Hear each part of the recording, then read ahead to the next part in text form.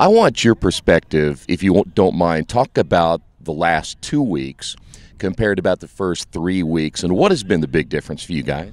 The big difference has been definitely our mentality going into games. I think the first 3 weeks we came in too cocky.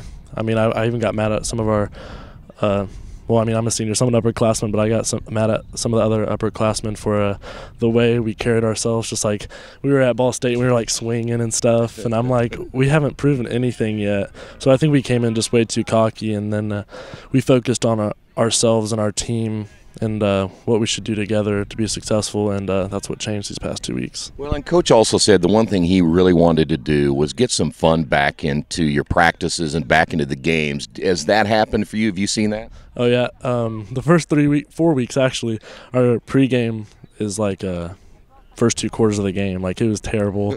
We'd go in first quarter, kick off, and we're already drained. We're dead. But he's one of those old school guys that's like, hey, it's good for you. You know, you're going to get better from this. Hey, they're watching us kill each other over here. They're intimidated. I'm like, we're dying. So he changed it up these past 2 weeks, and we're doing like partner stretches, not as much like conditioning, running down the field and stuff like that. So we have more energy and we're more positive because we're not all out there like, gosh, this sucks.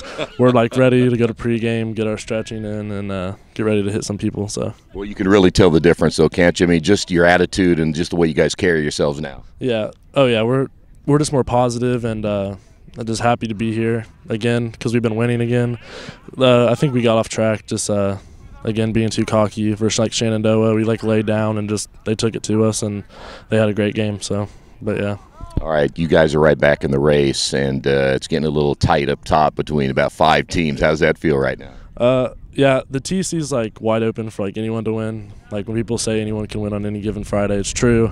I mean, us for Shenandoah, it was like a weird mental night. You could tell that we were all like sluggish pregame, not just because we were just tired, but no one really wanted to be there. And like, I think like Hagerstown and Union County has games where they're just there and then they'll beat you. And then Hagerstown, I think a couple weeks ago, had a game where it just must have been a weird week for them, and that's how we played the 2 games we lost. It was just weird. I think playing at Ball State, different kind of hype, threw us off a little bit. That's why I think first quarter was like 19-0. So I mean, it's all mental. The football is such a mental sport, so that's what it was for sure.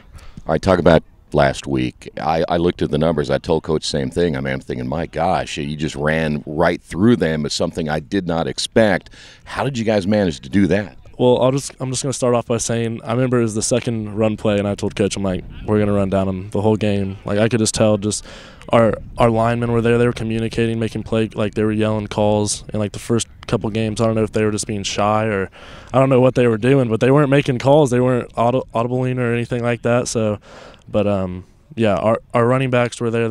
We're all pretty healthy. I know the first couple of weeks, Pritch and Hobby, he had 2 ACL surgeries. So, I mean, his knee, Chris's ankle's been killing him, but last week we were all healthy, and we swim every Saturday, so get the strains out. So, but, yeah, offensive line was there, and we can't do anything without them. I mean, they're not the biggest, but they're athletic guys. Like Cleat, he plays basketball, and he's good down low. Some of the shots he makes for being how big he is, I'm like, you're like a point guard. Like, how are you that athletic? So, I mean, our O-line is just weirdly athletic. We got wrestlers. I mean, they're not the biggest, but they can get a hold of you, and they're strong. So, you know, Coach gave them a lot of love last week, and I don't know if that made the difference or not, but I think you do too. You really appreciate the hard work they put in. Oh yeah, no, I appreciate it. I think also the first few games we had a lot of people that were just being selfish. Me, I know I was for sure. I kind of was mad about things, like how things were going, so I put that on myself too. But now we've been playing as a unit and as a team. It's all about we and not me. So, yeah, I mean, I put myself. I did some of that. That was my fault, but I mean, being a senior working that hard, you kind of want the yards and stuff. But I mean, there's more to it than just that. It's a team sport. Can't do anything without the line blocking, the running backs, pass protection. So I mean, yeah, it's just we're together now. So. And it might be you next time, right? Getting the accolades in a game. So. Yeah. You always got to be ready. You never know.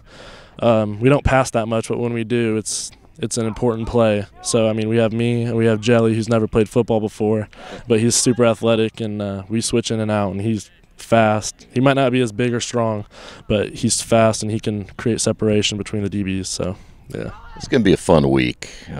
Boy, you look at this rivalry between the two schools in just about any sport, and I don't know if the word "don't like each other" applies because you know each other so well. But how do you look at the two schools in this type of a rivalry? I mean, I look at Northeastern. We've always had beef. I mean, just me being a young guy, just watching on these fences, I've always known like the upperclassmen, seniors didn't like them.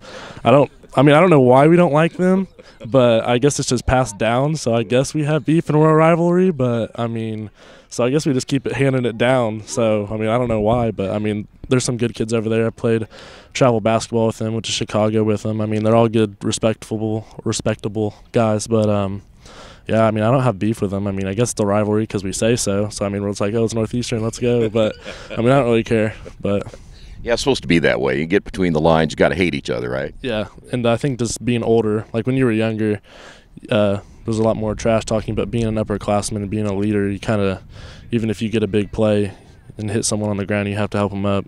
I mean, if you do it again, whatever. But it's all about respect now. I mean, a senior's almost 18 years old. I'll be 18 within a month. So, I mean, just got to be a young adult and play the right way. So we'll talk about that 18 here in a second. I'm going to give you a chance to talk about your facial hair.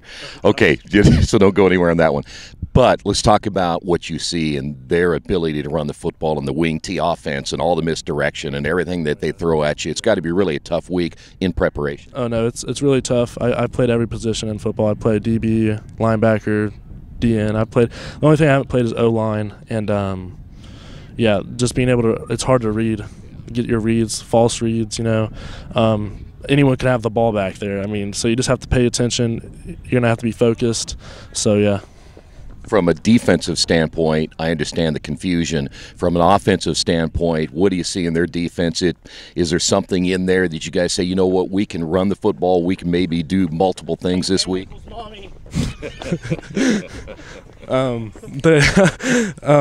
Our toss is always really good. Our outside runs are really good. This week we're going to focus on running up the middle more, I think, because teams are going to be watching film. They're going to see we got to stop the outside runs. So definitely attack the middle, pass more.